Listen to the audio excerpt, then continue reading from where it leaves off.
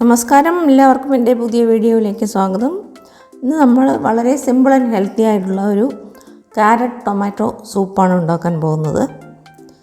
അപ്പോൾ അതിന് നമുക്ക് ഒരു ക്യാരറ്റ് ഇതുപോലെ ചെറുതായി മുറിച്ചെടുത്തിട്ടുണ്ട്, നല്ലപോലെ കഴുകിയിട്ട് തോലൊക്കെ കളഞ്ഞിട്ട്. പിന്നെ അതിലേക്ക് ഒരു വലിയ തക്കാളിയും കൂടെ ചേർക്കുന്നുണ്ട്. പിന്നെ ഒരു ചെറിയ സവാള ഇതും ചേർത്തിട്ട് നമുക്ക് നല്ലപോലെ ഇത് ഒരു കപ്പ് വെള്ളം ഒഴിച്ച് രണ്ട് വിസിൽ വരുന്നവരെ നല്ലപോലെ ഒന്ന് വേവിച്ചെടുക്കണം. വെന്തതിന് ശേഷം നമുക്ക് അതിലുള്ള അധികമുള്ള വെള്ളം നമുക്കൊരു അരിപ്പ് ഉപയോഗിച്ച് വെള്ളം മാറ്റി വയ്ക്കാം.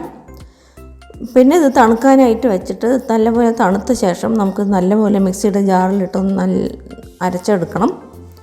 അപ്പോൾ നിങ്ങൾ ആദ്യമായിട്ടാണ് എൻ്റെ ചാനൽ കാണുന്നതെങ്കിൽ ഒന്ന് സബ്സ്ക്രൈബ് ചെയ്യാൻ മറക്കരുത് കൂട്ടുകാരെ. കൂടെ തന്നെ ആ ബെൽ ബട്ടൺ കൂടെ പ്രസ് ചെയ്തിട്ട് ആളിനുള്ള ഓപ്ഷൻ ക്ലിക്ക് ചെയ്താൽ ഞാനിടുന്ന വീഡിയോവിൻ്റെ നോട്ടിഫിക്കേഷൻ നിങ്ങൾക്ക് കിട്ടുന്നതായിരിക്കും. അപ്പോൾ ഇത് കുട്ടികൾക്കൊക്കെ വളരെ ഹെൽത്തി ആയിട്ടുള്ളൊരു റെസിപ്പിയാണ്. അപ്പോൾ ഇത് നമുക്ക് നല്ലപോലെ ഇതുപോലെ അരച്ചെടുത്തിട്ട് വീണ്ടും ഒന്ന് അരിച്ചെടുക്കാം. അരിച്ചെടുത്ത ശേഷം നമുക്ക് അതിലേക്ക് കുറച്ചും കൂടെ വെള്ളം ചേർത്ത് കൊടുക്കാം.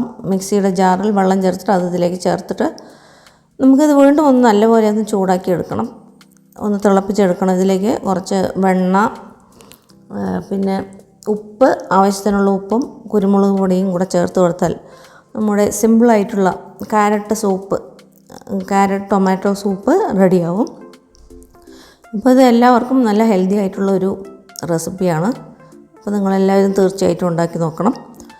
ഇപ്പോൾ നമുക്കിത് വീണ്ടും ഒന്ന് ഗ്യാസ് ഓൺ ചെയ്തിട്ട് അതിലേക്ക് വെച്ച് കൊടുക്കാം. അതിലേക്ക് ഞാൻ 1 ടീസ്പൂൺ ബട്ടർ ചേർത്ത് കൊടുത്തിട്ടുണ്ട്. പിന്നെ അതിലേക്ക് ആവശ്യമായിട്ടുള്ള ഉപ്പ്, പിന്നെ കുരുമുളക് പൊടി. നമുക്ക് കുരുമുളക് പൊടി ഞാൻ ഇതുപോലെ ഫ്രഷായിട്ട് പൊടിച്ച് ചേർക്കുന്നുണ്ട്. നിങ്ങളുടെ എരിവിനനുസരിച്ച് ചേർത്ത് കൊടുക്കാവുന്നതാണ്, ഇതിനൊന്നും അളവില്ല. അപ്പോൾ ഇതിൻ്റെ കൂടെ തന്നെ നമ്മൾ സെർവ് ചെയ്യുമ്പോൾ വേണമെങ്കിൽ നമ്മുടെ ബ്രെഡ് ഫ്രൈ ചെയ്തിട്ട് അതും കൂടെ ഇതിലേക്ക് ചേർത്ത് കൊടുത്താൽ നല്ല രുചിയായിരിക്കും കഴിക്കാനായിട്ട്. ഞാനിന്ന് ബ്രെഡൊന്നും ചേർത്തിട്ടില്ല. അപ്പോൾ നല്ലപോലെ ഇത് തിളച്ച് വന്നു കഴിഞ്ഞു, നമ്മുടെ സൂപ്പ് റെഡിയായി. അപ്പോൾ ഇത് വളരെ സിമ്പിൾ ആൻഡ് ഈസിയാണ് ചെയ്യാനായിട്ട്. നിങ്ങളെല്ലാവരും തീർച്ചയായും ഉണ്ടാക്കി നോക്കിയിട്ട് അഭിപ്രായം അറിയിക്കണം.